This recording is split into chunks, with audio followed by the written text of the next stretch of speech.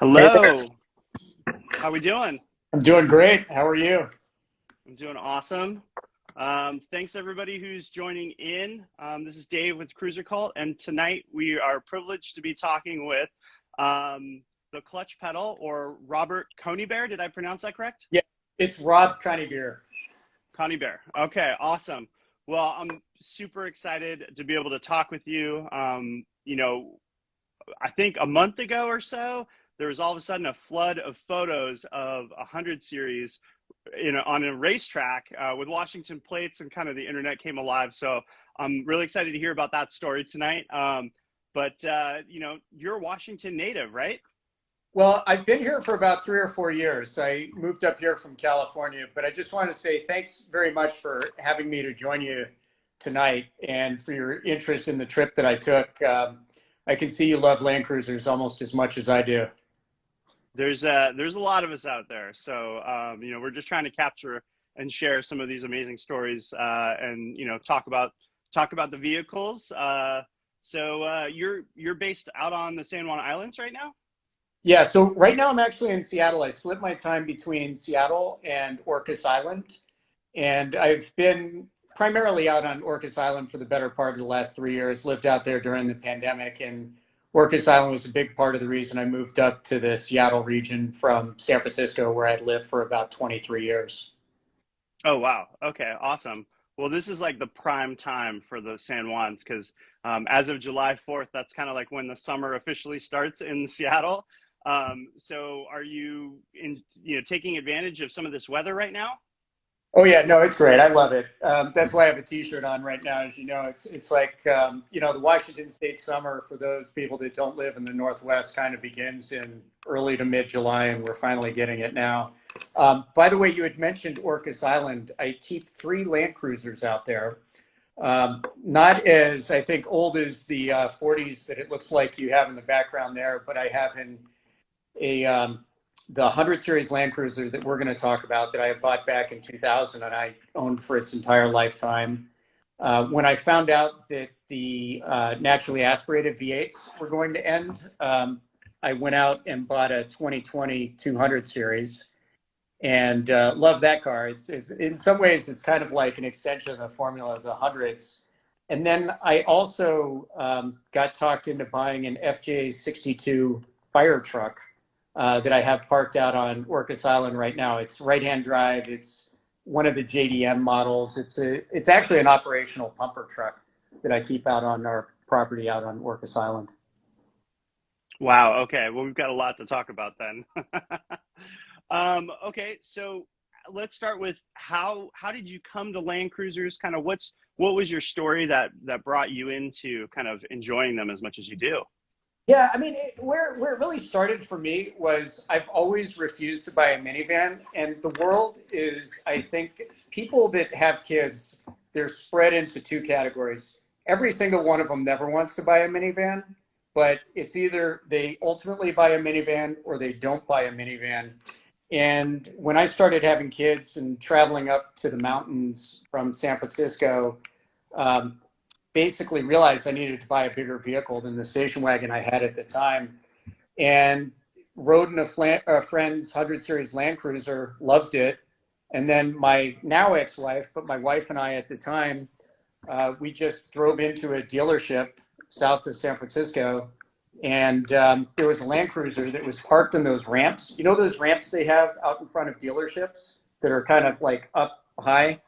And we said we'd like to buy that one, and ended up driving one across off the lot. And it's one of those things when, for somebody that is like deciding minivan or SUV, I didn't really want to buy something that was like a unibody one. Wanted to get one that was like body on frame, like a real off-road SUV with a lot of capabilities. And when you looked at the brochures at the time, it was before the internet really got going. They would have stuff like, oh, it has leather and this and that, but you can take it in the Sahara Desert and you can go off-road and you can do all these great things with it, but it has all these luxury features in it. So it was kind of interesting because bought it at the time with the mindset of doing something with it ultimately, but it ended up being a car that ended up going to school, ski areas, 5 kids in the back because I have 5 kids, And actually, the car was originally registered in my ex-wife's name, and I love the car so much that I decided to keep it in the divorce. That was brokered into the nice. Pick things up for those people listening right now. It's one of those things in a divorce. You know, you kind of decide what are the things that you have a strong sentimental attachment to, and that's a car that I have an extremely strong sentimental attachment to it. It's a 2000 Toyota Landcruiser, 100 series, obviously. And at this point now, it has about 233,000 miles on it, and I've put all those miles on the car. So it was actually the family car for many years. That's a big part of the reason that I wanted to take it to Europe. Nice. Yeah, I have a 60 series over here. Let's see if I can pan Oh, over. So this one I've had for 10 or 11 years now, and it was, my wife was actually she was the girlfriend at the time, but she drove me down there to go buy the car from a dealer, a used car dealer. And so that was actually written into the vows, was that, we can't sell the Land Cruiser. So I completely understand kind of the sentimental attachment and yeah. wanting to retain some of those memories and whatnot. Yeah, well, I mean, one of the things I'd say about the car is the car has seen I hate to say rough life because it would suggest that I don't respect the car, but I believe in putting the car through all the paces that it's capable of. And big part of the reason, or one of the things I think about when I see people with SUVs is I know that they never take them off road. And this car has seen plenty of off road driving. Before I took it on the Nürburgring in Germany, I've taken it on a racetrack before, although I took it on a racetrack with snow tires on it. And then I've done, I'd say, goofing around off road to see what the car is capable of. And it was after I moved up here, um, I went on a trip down to Argentina and Chile and rented actually a Land Cruiser Prado to Okay. Chile up over to Mendoza through a pass there. And, lots of people fly into Mendoza, but not a lot of people drive across the border. And I just decided at that time, 4 or 5 years ago, hey, I think it'd be fun to drive my car back here, my Land Cruiser back here, and made up my mind at the time that the next time I went back to that part of South America that I'd want to drive down. Then after I moved up to Washington State, started asking around people like yourself, where do I go to get the things done to the car that I would do to go down the Pan American Highway. And I heard about this place called Torfab, which I suspect that a lot of the people that are on here, especially if in the Pacific Northwest, they know about Torfab. And stopped by and met Tor and some of the other folks there, and ended up getting some work done to the vehicle. So the car had been completely bone stock until I took it into Torfab, and this was just before the pandemic started. And I had the mindset of how do I equip the vehicle to actually be purpose built for driving it to the bottom of South America. So it was a modest lift that I put on it. It was like an inch and a half lift, icon shocks, and then decided that I needed to have an extra spare put on because everybody I talked to said, hey, you should make sure you have plenty of spares if you're making that trip. Long range fuel tank. And then it's a good idea to put a bull bar on the front because if you hit an animal, you want to make sure your car will continue to drive because the last thing you want to do is get stuck somewhere. So did some stuff like that, really with the intention of driving on unimproved roads and then some basic improved off-road overlanding capability. And that was really where it started, was with those modifications that they put in. Also like an air compressor so I could air down and air up the tires, and some lighting as well. So those were really the big modifications. So improved the approach angle or the arrival angle, the departure angle, the breakover, takeoff, the step up running boards. So it was pretty basic, but it made a huge difference to the car and its off-road capability, as I'm sure everybody on this knows. Nice. Well, can we talk a little bit about this trip through Europe? Because some of my questions were, what modifications did you have, and you kind of just went right through them all. Yeah. Torfab is a pretty amazing shop. I was a customer there for a really long time, and I actually just started working there with them. Yeah. So Do you yeah, know, I was. been fantastic. Nick Caston's the guy that, I actually emailed a few times when I was in Europe and I had a few questions. Yeah, he's right across from me. He makes fun of me daily as the new guy. So, um, yeah. So, but I need all that. I need all that to, to fit in and, make sure that I can help out there because they are a great bunch of guys, and we get to see so many great customers come through the shop with, a lot of purpose built vehicles for specific trips. So I was interested to find out a little bit more about this Europe trip that you went on. Where did you start? Where did you kind of end? And, I got the sense that you maybe met up with a couple Landcruiser enthusiasts along the way who were kind of following along over in Europe. I So, share with me a little bit about that. kind of how the hell did it happen and like why did I come up with the idea of going to Europe? So I love cars. That's why my Instagram feed is called the Clutch Pedal. I mean, there's real irony because two of my Land Cruisers don't have clutch pedals, but I race cars for fun, so I've spent a fair amount of time on the track. Have a spec Miata that I race, and then also have for those that are familiar with BMWs, an E30, a 1987 E30 that I race in the area of Pacific Raceways and Ridge and a few other places.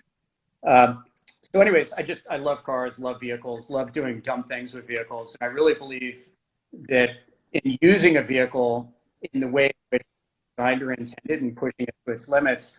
So the pandemic hit just before I could like schedule and do this trip down to South America. So for those of us that live in the Pacific Northwest and like to go into Canada, when the border closed with COVID, that was a real bummer. So I got all these modifications done and then couldn't do anything with the vehicle. So I'm coming around to Europe, don't worry. So when the border with Canada opened again, I immediately opened up my schedule so that I could actually drive up to Alaska because I'd never driven to Alaska. I'd been there once before and thought of that as kind of an alpha test to see what it would be like to drive long distances in the car. How does all this stuff work, et cetera. So the objective was to drive up to Prudhoe Bay, which is at the top of Alaska. You go up the Dalton Highway. It's unimproved gravel road, the last, I'd say, several hundred miles of it. And the car worked beautifully. And it was about 4 or 5 days into the trip that I called my girlfriend, Tanya, and I said, hey, I'm kind of thinking it would be fun to ship this car to Europe and drive it around for 3 months. Do you mind if I do that? And she's like, you should go for it. So anyways, finished the Alaska trip, came back, had an amazing time, an amazing experience, and then started looking into shipping the vehicle to Europe and what was involved with registration and all that stuff. And pretty rapidly discovered this is not something that people normally do. And the thing that really blew my mind is you can actually drive your US registered vehicle pretty much anywhere in the world. Some parts of the world you need to post a bond, other places you don't, because they just want to make sure that if you bring the vehicle into the country, it actually exits the country, because many countries around the world have these import duties. They're extremely steep on vehicles for a whole variety. So I started looking into what's the paperwork that you need to do that. How do you actually go about shipping it? And then how do you insure it and do that? And all three of those things, you can find stuff online, but there aren't many people that do it that frequently. So a lot of the blog posts you'd find would be like 5 years, 10 years, 15 years out of date. But long story short is you find a shipper, you get a carnet, and those are both pretty easy things to do if you know people that do it regularly. And then you need to find somebody who'll do the insurance. And the insurance is weird because you have to find a broker that'll work with some crazy American that's bringing their car over there. So I finally found the pieces to put it all together. And it's one of those things where finding the shipper, finding the insurance requirements and doing those things now, it's pretty easy, but it actually took a lot of investigative work to figure it out. So ended up shipping the car. It arrived in Frankfurt. Getting it out of customs was kind of a do-it-yourself affair where I was around a lot of truck drivers and local shippers, and got it out of customs at the airport. It'll sound a little crazy, but I did air freight it over there. And if you're interested, I can talk about why I did that.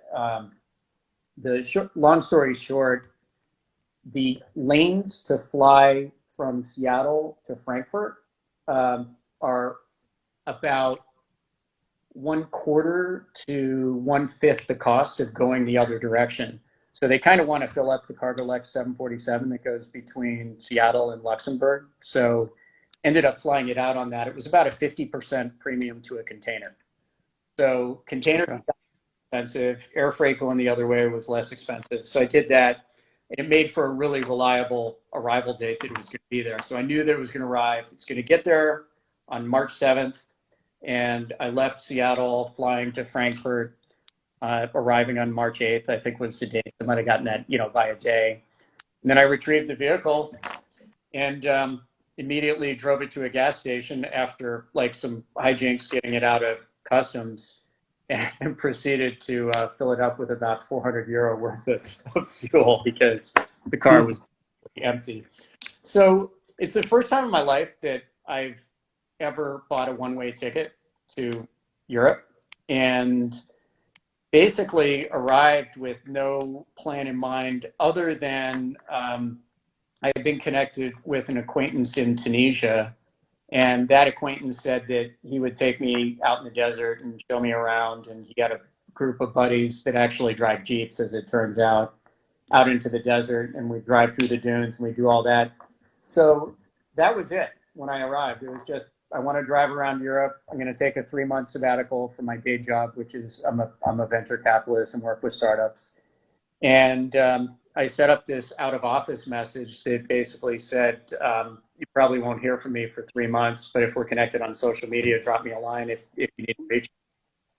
And I had a number of people that just said, hey, would love it if you just started posting on a daily basis about what you're doing. That's what I started doing about 4 months ago. And so for about 3 months, I'd post about once or twice a day, something that was going on, some video, et cetera. And then as I did that, because I've been an investor for 25 years and I've traveled a fair amount, I've gotten to know people different places around the world. So people would just start to connect me with people, and then one thing would lead to another.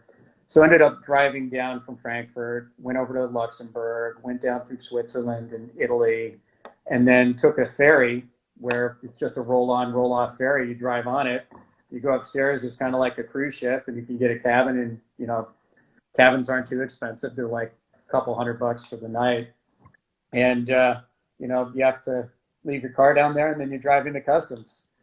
And ended up spending a week in Tunisia, and then drove through a series of other countries. But it turned out that it was a much more straightforward process than I thought.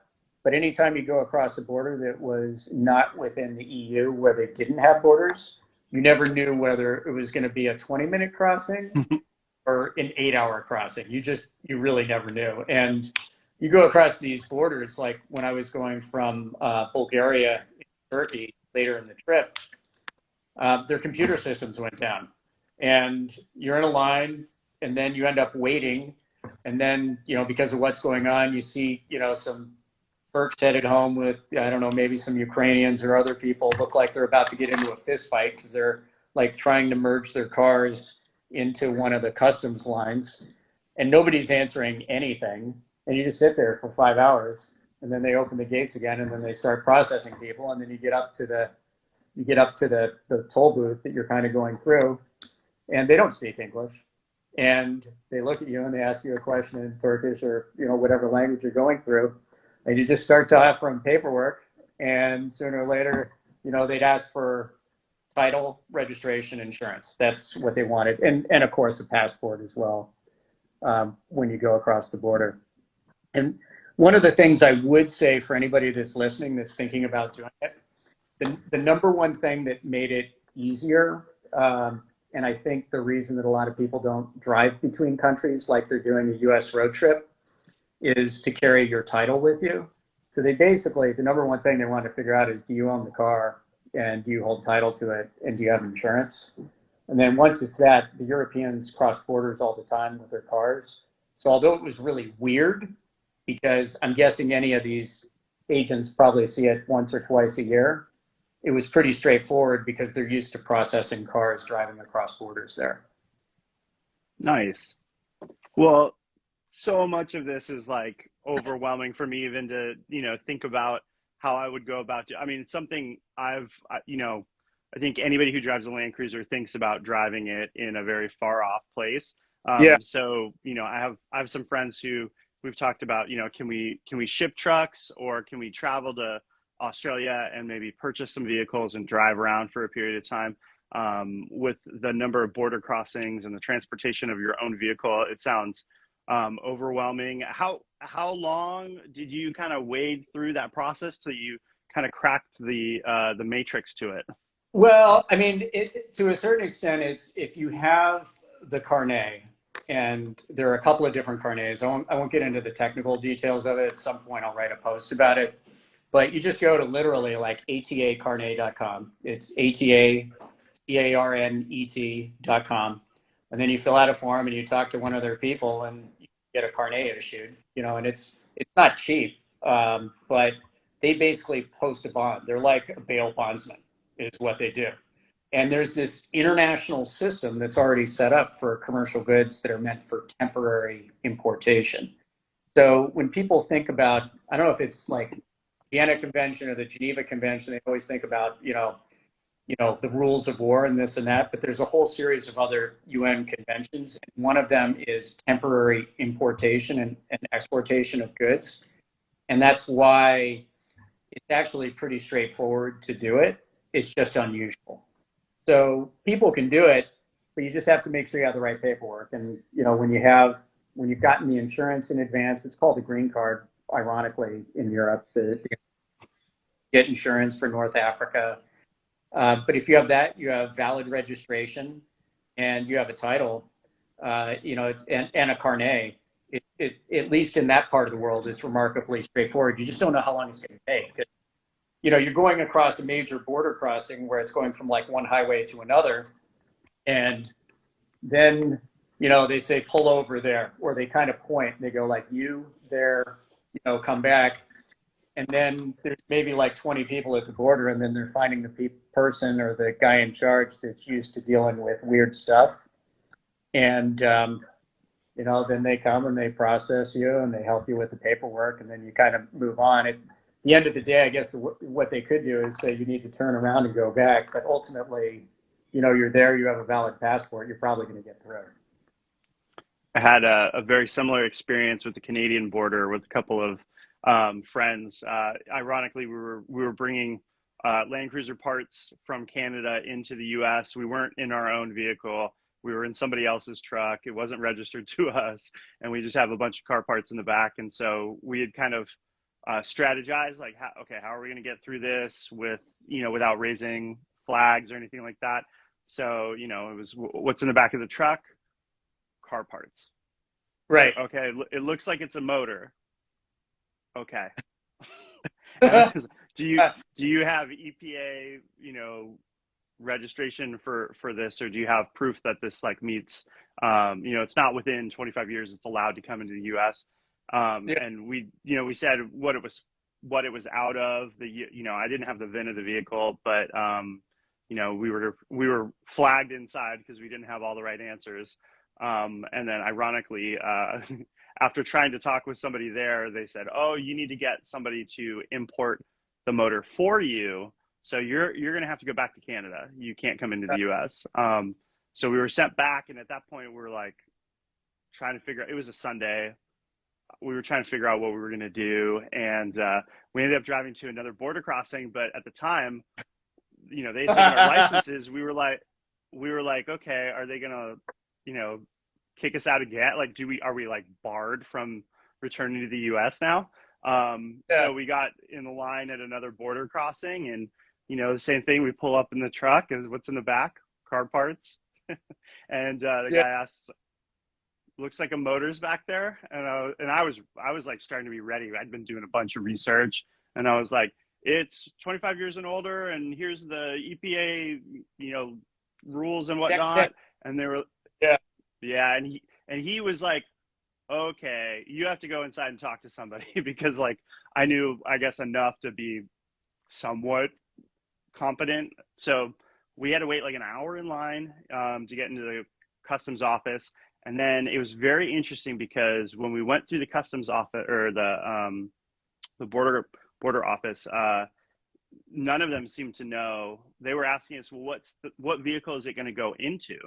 Yeah. And as long as that's 25 years and older, at the time, 4 or 5 years ago, Washington had a 25-year emissions rule. Yeah. And so the lady then said, oh, well, then it doesn't matter.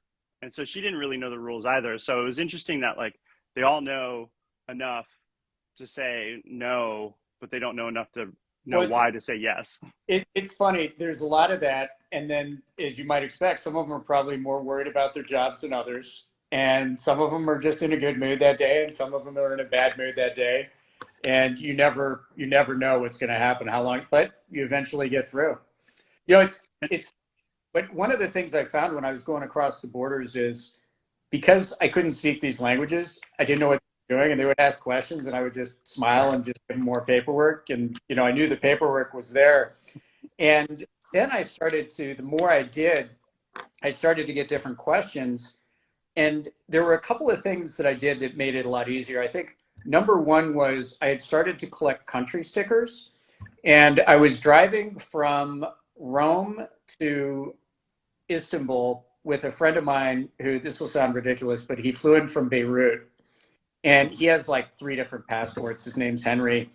And it's like, a road trip because we're figuring out how to get there. And each day we get up and we're like, we don't know where we're going to stop that night. And we'd like figure it out in the car. So I had all these stickers, like country stickers, that were like, I don't know, like 3 or 4 inches in diameter. And I'm like, Henry, what should I do with these stickers? The bumper, because it's like, one of these, very high departure angle bumpers. You can barely see it under the wheels. Do I put it on back windows, et cetera? And this is a guy who codes for a living, so he's somewhat introverted. And for about 20 minutes, we're in the car. We're speeding along through Slovenia on our way towards Hungary, and we're going along at, I don't know, like 90 miles an hour, because the speed limits are pretty high there. He's just sitting there. He's just thinking, passenger seat. And he goes, Rob, have you ever heard of the Red Baron? I was like, oh, the World War One, fighter ace? And he's like, yes. Do you remember what he did each time he downed a plane? I'm like, oh, Henry, I think I know where you're going with it. He's like, yes. They would paint an airplane or put a sticker of a plane on the cockpit. So every confirmed kill, he would start to put like every country he'd been to. He goes, Rob, you should line them up on the driver's side door just under the cockpit. And that's where you start to line them up. So if you look in the Instagram feed, you'll see how all the stickers started to line up. Now, coming back to crossing the border, what ended up happening was once I started to put these stickers on and you saw like country after country after country, before that, I was the weird American with a silver Landcruiser with overlanding stuff, and it just had Washington State plates. And sometimes I was by myself, so I was like, what are you, CIA or some weird thing like that. Mm-hmm. But then once they started to see the stickers, I could see the change in the border guides where they're like, oh, you're one of those people. Like I've seen those people come through once a month or whatever. You're one of those people that's driving the car around the world. And then it's a lot easier for them to categorize, like, what do they do with me? Like, oh, this guy, he's driving through these countries. So when I had the first border crossing, it was difficult. But the moment that they started to realize, oh, you're on this like expedition, you're driving through 30 countries and all that, it became easier and easier for them because they could categorize like what I was up to. That's an interesting perspective. I really like that. I've seen the social media feeds of people who are doing those world travel trips, and they'll have the map of like all the places that they've been to. And Yeah. I think that you're totally right that almost is like a little bit of a de-inhibitizer for a lot of people because they can make that connection. They realize, oh, this is just somebody who's traveling and they're mostly harmless. And, Yeah. they've done this before. They've got their paperwork. Let's get them out of here. Yeah. So earlier on, I mentioned that when I did it, it was a one-way ticket, a one-way ticket there. I didn't know how I was going to ship it back. Like with the shipping company, I had no idea how I was going to get the car back. I just knew that the carnet expires in December of this year. So I have to get it back into the US by December. So when I started the trip, it was kind of like, hey, I'm going to drive around Europe and, maybe I'll go stay in like Lisbon for a week or I'll stay in London for a week and hang out. But then as I started to drive and then had these interesting experiences, really decided, you know what, I'm going to drive around as much of Europe as I can and just do like wacky things with the car. So after I drove to Turkey and then did a little off-road driving in Cappadocia, which is well into Asia, I was thinking, okay, I've hit North Africa, drove into the dunes in the Sahara, um, and then hit Asia. It's like, you know what? I think I'm going to see how many of the European countries I can hit, drive to the bottom of Europe, which is in Spain near Gibraltar, drive all the way up to Nordkap, which is further north, as it turns out, than the top of Alaska, and see all these countries, drive on the wrong side of the road in the UK and in Ireland, and decided to just go for it. And, it started to become grueling because to do that, you have a lot of 6 to 10 hour driving days that you're stitching together. It's a lot of highway time, but it's also a lot of back roads time. For people that are doing it, that are thinking about doing it, the magic about doing it in a car and on your own car is when you roll into a town and you roll into a remote place, people see the plate and they're just like, who the hell are you? And then they start to ask questions. And it could be anybody that you're talking to. And I found really across the board, I didn't find anybody that was unfriendly. I just found people that were just like indifferent. They kind of didn't care. They were like doing having whatever day they were having. But there were a lot of people where you show up with a car like a Landcruiser in particular, it's very different than if you show up in a sports car because it's kind of a friendly, approachable car. And, my car, like the blue book value of the car is, I don't know, like $12,000, something like that. So it doesn't add up for people when they look at the car. And so they just come over, they're friendly, they ask questions, who are you, what are you doing, et cetera. And it's like, hey, I'm just exploring Europe. I'm having the backpacking trip in my 50s that I did 20s. I'm kind of getting around to it now. And then it led to, a number of these other things where I started to think about the trip, started to think about like, oh my God, there's a tourist day at the Nürburgring. And, for 27 euro, I can drive my car out on the Nürburgring. So what ended up happening was there were like things like that where I started to use that for the scaffolding of the trip. So I was like, okay, there are 2 days where there's these tourist days that are happening at the Nürburgring. I need to aim for being in that area at that time. And then I just started to stitch the rest of the trip together after I'd been in it for 3 weeks. Like, how am I going to spend the next 2 months? And there were a few things like that. And then once I had those guideposts, then the rest of the trip kind of fell into place. Nice. I like how you kind of structured a lot of that around those kind of, really worthwhile things, but it sounds like it was pretty open-ended in terms of being able to kind of plan where you were going to stop. And when I'm trying to do some travel, I'll generally point out, like, drop a lot of pins on a map on Google Maps, and then I'll start to, if I'm going to travel in this direction, I don't know which campsite I'm going to be able to stop at, but I'll spread out a couple and Yeah. see which one works, kind of thing, and land wherever I'm going to land. Yeah. And what ended up happening was, for the things that came together beautifully and were amazing, there were a few times where when I was driving from London north to Scotland, a friend of mine who used to be a head instructor at the racetrack in Abu Dhabi, Yas Marina, he ended up becoming the head instructor at Silverstone.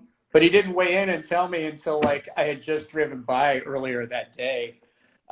So what ends up happening is you kind of like to have these amazing experiences. You have to be willing to just say yes and like put yourself out there and be there. And then the other thing is there are shots on goal. So you have to you have people that are friends or in these locations, you just have to reach out to a bunch of people and just be open to these sorts of things as they come up. One of the things, oh, go ahead. Yeah. Did you, I think you reached out, or somebody reached out during your trip and said, hey, I like Landcruisers, come and visit me. Were there a couple of those that happened? Yeah, there was one in particular. There were a few people that reached out, and I'm kind of going back through my Instagram feed right now to find the one. But the one that was really interesting was there's a guy at land_CIA is the Instagram handle. So again, at land_CIA. He reached out to me. So I was in Norway, and he said, "Hey, I'm down near Tromsø, and I looked at Google Maps and where it was, and it was only like 10 minutes out of my way. He's like, "Oh, you should pop in and visit me at my sawmill, and a friend of mine is going to be by, and we're going to be operating the sawmill. You want to see how it works?" And I said, "Sure, I'll come on by." And then went by and visited them. It's one of, I think, three remaining water powered sawmills in Norway right now, and I think maybe even in Scandinavia. And spent about an hour and a half, 2 hours hanging out with him. He showed me the operation of the sawmill from pulling a log in to turning it into lumber. It's a pretty amazing thing. Like the sawmill, I think, was, it was first used in like 1796, something like that. Had some time that it I think had fallen into disrepair, but he was a Landcruiser lover. His friend has a Landcruiser Prado as well, and it was just a fun experience. So, I had a series of things like that happened during the trip that I put in in the Instagram feed as well. Yeah, that's a pretty amazing opportunity. What a piece of history, a working history. I mean, you don't often get it's different than seeing it like in a museum or on a documentary, but to be able to experience something like that kind of in production is pretty amazing. Yeah. Oh, one thing I'd mention, by the way, for anybody that has a left-hand drive vehicle that wonders what it's like to drive on the other side of the road, it's a lot easier than you think. I've found, like, because I've done the different combinations where you're like driving right-hand vehicle, in the UK and Ireland and New Zealand, places like that. There, that's where you get really messed up. But if you're driving a left-hand vehicle on the other side of the road, it's just logic. And the thing that surprised me is that on the narrow roads, it's actually pretty easy to drive because you're You can right see there, around the corner. right? Yeah. So it's actually easier to put it there. The thing that was terrifying is if you got stuck behind a truck or a bus or something like that and you wanted to pass, to like go over to look at the other side, you'd actually have to drop way behind the vehicle. And if you couldn't see through the glass or anything of it, it was probably not a good idea to pull out, on one of these roads. But, it really wasn't that hard to drive on the other side of the road. I did that for about a week trip when I was wandering through the UK, Scotland, and Ireland. When because you have a JDM fire truck, Yeah. when you get in there, do you hit the wipers instead of the turn signals? Yeah, I have the JDM fire truck, and then I have I don't know if you've seen these Japanese mini trucks. I think anybody that's a Land Cruiser fan would love the Japanese mini trucks. I have one of those as well, and yeah, I do that all the time. You doing that right hand drive, U.S. side of the road, and then left hand stick shift. That's probably the goofiest part. Yeah, yeah, that's super fun. When you were talking about some of the driving experiences that you had, you talked about driving in sand, in some of the dunes. Did you have? I know you had previous track experience, but had you done that before, or was that a first time experience? What was that like? I had driven in the sand once before in a 200 series Land Cruiser in Jordan, but that was not sand dunes. That was really like you go into some sandy patches and aired down the tires. That was pretty straightforward, but it was very different than driving in southern Tunisia. And in southern Tunisia, um, long story short, the person that was hosting ended up not making it to the desert, but I ended up following this guy's mechanic in his very, very highly modified Jeep that had like paddle tires, and it was like a rolling cheat code for driving through the dunes.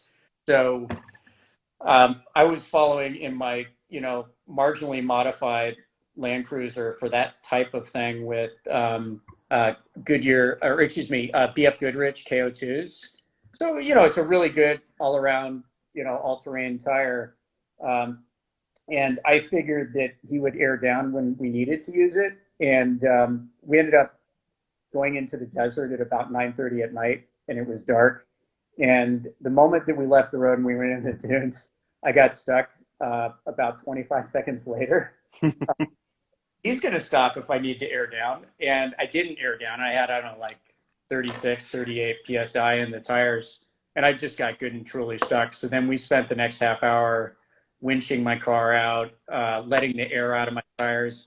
And the mechanic and the guide that I were following, the guide didn't speak any English. And the mechanic spoke really great conversational English, but not much more than that. So he's like, you should air down to one. I'm like, oh, one what? One One PSI? bar. One PSI. And I'm thinking to myself, I've never worked with beadlock wheels, but I know what they are. And everything that I've read or heard about, it's like down to maybe 15 PSI. Don't go below 15 PSI if you don't have beadlock wheels. So I insisted on just going to 15 PSI. That made a huge difference in terms of driving in the dunes.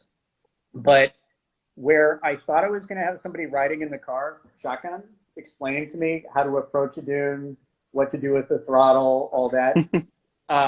I 2 nights before, I had watched about 20 minutes of YouTube videos, and that was the extent of my dune training. And then, the experiment, it was basically, some of the basics are like, if you're going up or down the face of a dune, just make sure you're not sideways because you can roll the car. It's like stuff like that when you apply throttle. But it does feel really strange when you're approaching, like, even if it's just like a 5 or 10 foot dune, it almost looks like you're driving straight at a loading dock. And it's not quite as steep as it looks like, but you need to carry enough momentum and then apply throttle as you're going up. But if you apply too much throttle, then you get to the top. Oh, no, it's even worse. It's like a jump ramp, right? You do that. So imagine if you go at it too fast, the front tires go up, and then it slams down, and then you hear all the tools and everything jangling around in the back. 10:30, 11 at night. You've got the lights going, but you can't see more than like about 300 feet in direction. And I'm just following this guy that's like, his best English words were "follow me" in his like cheat code Jeep. So it was an amazing experience. Ended up getting to a point after about a day, like, because we got to camp about 5 hours late and got stuck multiple times, where we went out again, and then it started getting more and more advanced. And then, pardon my language, but I decided it was time to hit the fuck it button. And I said, I'm done. We need to get out. And we got out only 10 days into the trip when I was doing this stuff in the desert I'd never done before with the car. And I realized the car needed to survive for another, 17,000 miles. I like the mechanical sympathy there in Oh, terms of your home on wheels. yeah. I mean, what happens. Like, you do all that stuff with the drivetrain, it'll take it until it doesn't take it anymore. And like, I couldn't even begin to fathom what it would take to recover the car from, if you look at some of the pictures on Instagram, you'll see just how remote and how deep into the Sahara Desert we were at that point. Well, I want to ask about the actual ring itself. You've driven on track. Was that the same type of track experience? Because my understanding is the ring features a lot of kind of uphill, downhill sections, even while it's like turns at speed. So Yeah. it's pretty different than what I think a lot of the U.S. Motorsports fans and NASCAR like think of. Yeah, I mean, for people that aren't familiar with the Nürburgring Nordschleife, the Nürburgring is still a stop on the Formula One tour, but it's a modern circuit that they use for the Formula One. But they have the North Circuit, the Nordschleife, and it's a little over 13 miles long. And if you were to imagine what would happen if you gave like 30 boys unlimited amount of money and mountainous terrain, that's the Nürburgring Nordschleife, like if they could build a racetrack. So in a moderate horsepower car, so like, a mid 3 series with, pretty good horsepower, you're going to have probably 3 or 4 places on the track where you can easily hit 145, 150 miles an hour. And there are places that are down steep hills. I think it's about 1,000 feet of elevation changes. You get different weather at different places on the track. And I've had the good fortune of probably doing about 80 or 90 laps at the track in sports cars. So I'm pretty familiar with the track and what's coming. And there are a lot of blind crests, and there are a lot of places where you can go over the blind crest with a lot of velocity safely. You just can't see what's on the other side. And there's other places where you need to slow down. So when I took the car out, I had a friend along with me, and he'd never been on a racetrack before, so I don't think he had any idea what to expect. And I was just thinking to myself, I'm just going to drive the track and just drive the line. And then, I mean, this is what happens anytime somebody goes out, like either cycling or some sport. Like, I'm not going to be competitive. And then you get out, and it's like the first turn, you're like, I'm going to push the car, and I do what I do with the car. So, um, there's a rollover chime that comes on. It goes like beep beep beep beep, and I'd say in about 2/3 of the turns, I would come in and I'd come in like kind of gently, but I would put it up and get it over like the suspension loaded up, and then as the suspension would load up, because I didn't want to have any sudden moves that would really upset the car, you start to hear the beep beep beep beep beep coming on, and my guess is with all-terrain tires on it, it probably doesn't pull more than like zero point 0.7 Gs, maybe 0.75. It could be less than that. But I was pushing the car, so I had it on the line. There was one time, I won't bore you with the location on the track, but let's just say it's down at the bottom of a long downhill. And even in a 230 horsepower 2000 Landcruiser, you can actually pick up a shit ton of speed. That was when and I was going 90, 95 miles an hour. I don't think the guy riding with me understood kind of how terrifying that moment was, because I realized that I was probably going to request more out of the car than it really wanted to give at that moment on the track. But it was fun. We passed a few cars. We passed a motorcycle. We got passed, by, far faster cars. And I wasn't even thinking about photography, but it was while I was on the circuit, I was looking up and I saw like, 5 photographers over by the side of the track.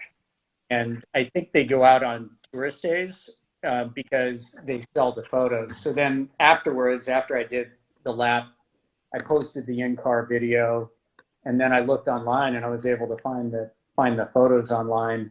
And not only did I find them online, but other people found them online as well. And that was when some people started to message me that I'm friends with, and they said, "Hey, Rob, this looks a lot like you. Is this your car?" And if you look at one of the shots, and I think it might have been the one that you put up when you were talking about doing this live cast. I think it's a turn called Arenberg, and it's one of the slowest speed turns on the track. That's one where you can see just how loaded the Landcruiser with an inch and a half lift and all-terrain tires is when it's over on its side. You can see that the front right contact patch is there's probably only a couple of square left in the contact patch when we're going around that turn. That's super funny. I can only imagine what that would feel like, trying to really push 100 series on track, fully loaded with those all-terrain tires with a big sidewall on them. That must have been a lot of fun. I mean, would you do it again? Yeah, no. I was like, with my friend a ride. I was like, oh yeah, we'll go out, we'll do 2 or 3 laps, etc. And I mean, when I was doing it, I was thinking about like, I want to go. I'm not going at 10/10, so I'm not going as much as the car can do, but I'm going to go to like 9/10, so that like if there's a surprise or something, you can do it. But the biggest issue was I roasted the brakes. It has it's like OEM fluid. It's not high temperature fluid. So towards the end of the lap, the brakes were torched, and there was that one instance I was talking about. It's down at the end of it's called the foxhole. I forget how to pronounce it in German. Like, I don't think I want to go out and do that again, because I was out there with, I mean, there's probably 100, 200 cars on track. It was just dicey enough that it's not something that I'm probably going to repeat. I'm thrilled I did it, but I I don't think I'll ever do it again. I just did one lap. Nice. Yeah. Hey, it was there's amazing. there's those times where you do the experience once and you decide, oh, I'll try that. It doesn't seem that bad. You go through it and it's like a total adventure, and you're like suffering through the whole Yeah. experience, and then afterwards you're like, I didn't die. That was, it was, looking back on it, you're like, that wasn't so bad. I just almost froze to death because I forgot a sleeping bag. It's, Oh, it's not that, not yeah. not that big of a deal. Well, so it sounds like you have this carnet, so you're able to still travel with the vehicle. I'm curious if you have any travel planned or future trips that you would like to do. Yeah, I mean, I think I'm starting to think fall of 2023 is when I'd like to drive down to the bottom of South America. So that's kind of the next trip that I'm starting to think about. And the other thing that I'm starting to think about, and again, it's always about budget, because when you do something like this, it's not that cheap to ship it, but I would like to ship it around the world. So that is what I'm thinking about. So I've started thinking about, would it be interesting to take it to Indonesia and then take a ferry boat to Malaysia, drive into Singapore, drive up to Thailand and Vietnam, and then maybe China's open again, do something like that as a future trip. Definitely interested in taking it to the Middle East. And I if the Israel Saudi Arabia stuff, if they restore relations, it'd be amazing to drive from, say, Egypt into Israel and then Jordan and Saudi Arabia and down to the Emirates and Oman as a future trip. So I'm thinking about some of these trips, and hoping it's something that I can do every 18 months or so, and then maybe drive around the U.S. or do some other stuff. So definitely have some trips planned that I hope to do. But like anything else, it's time and money whether you can do that type of stuff. Of course. Are you bringing the vehicle back to the States? Is it staying somewhere and you're gonna meet it and then continue on?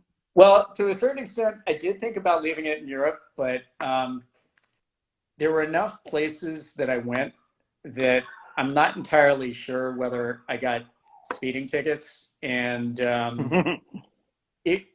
I'm pretty sure in a lot of these cities they talk about these low emission vehicle zones, and I'm pretty sure that the 2000 Land Cruiser didn't qualify some of them. So I just drove in and drove out, but I didn't really want to find out whether the car on the Washington state plates might get impounded in Europe at some point, due to like inadvertent things that I might have missed. So it's on a container ship. I've been tracking it. It's its last port of call was Miami. I dropped it off in Amsterdam. They put it in a container to come back, and I think it's on its way to Panama right now. So I'll be picking it up in Oakland, hopefully in early to mid August. Nice. Okay, and then modifications for the next trip? I mean, what are you thinking after all the experience that you have with the vehicle, how you built it? Did it perform the way you'd wanted it to? Are there things that you were like wanting to fine tune? What are your thoughts? I'm super happy with it. The guys at Torfab, the team at Torfab did an amazing job. I think, and I also put a Trek box unit in the back. And I forgot to mention that before. That was actually a really, really, really key modification for anybody that's thinking about doing something like this, because I wasn't as focused on camping. So I stayed in hotels and I looked for places where I could safely park the car. But there were definitely times where I had to park the car on the street. So with the Trek box in the 100 series, it basically, when you look in, it just looks like the load floor has been raised. So it meant that I could lock a lot of equipment, like tools and clothing and everything. So when I go into a hotel, even though I'm over there for 3 months, I could keep a lot of my clothes and belongings and stuff in the car locked out of place. So the one you're asking, what modification, I'd probably put more lights on it. That would probably be the biggest one. Is I'll probably put an LED bar along the top. But otherwise, super happy with the modifications on the truck. And anybody that's interested in thinking about a similar trip, looking for advice, I'm happy to respond to any inquiries people have. Nice. That's awesome. Well, we'll have to try and see if we can maybe do get some information about the vehicle where we can post like associated with this Sure. interview, maybe some of the modifications that you've done, and that gather a little bit more information for people because they'll probably be interested in that as well. Well, And I've awesome. Well, I want to. Oh, sorry. Go oh, ahead. a couple of posts on Medium for people that might be interested in reading about the trip. It's just medium.com/the clutch pedal. Both about like why'd I do the trip and a little bit about the trip as well. And I'll be posting more in the coming months. Awesome. Well, we can be sure to link that too so that people have access to all of that as well. I want to thank you so very much for the time tonight. And it was nice to talk to somebody else from Washington. Sometimes we get people from all over, but it was nice to talk to somebody super local. And everybody who's watching, thanks so much. We'll be posting this up on our YouTube channel as well. And then I'll send you a link as well for that. Is there anything that we missed that you want to kind of share with people before we take off? Thank you so much for reaching out and for the questions. I've really enjoyed this and sharing this story. And, it's been a real privilege to do this. So again, thank you so much for having me on. Well, sounds like we're going to have to plan for in another 18 months or so, maybe. Maybe sooner. There's some other stuff that might happen, but yeah, it's probably that time frame.